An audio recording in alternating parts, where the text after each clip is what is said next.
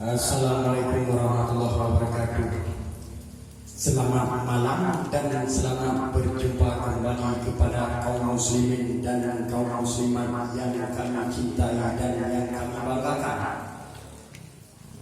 Baiklah, sambil menunggu Anda sarapan berbuka puasa, di sini kembali lagi saya beritahukan kepada kaum muslimin dan kaum muslimat.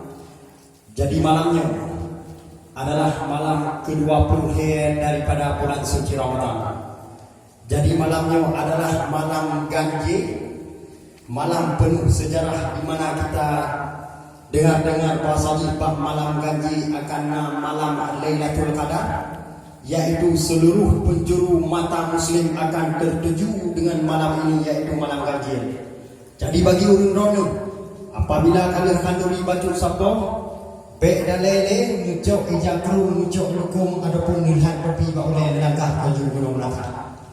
Nyojin baju teh pakai nasai malam ganjil tapi naujin bersadar kaum mak kaum ayah. Mungkinan adalah cobaan geu soso yang ijam langkah. Ramadan akan ditinggal kedai 7 roh mak dan ayah. Jadi segala Ramadan diperangkan kedai tak penuh roh kena nasah. Nyan ban ujin baju teh nujak adu kono nucok payung, anak payung nupat ke sudung, anak sudung nukoh ko umpitang dengan ikut mo yang matah benejak sekian ada view urang kampung.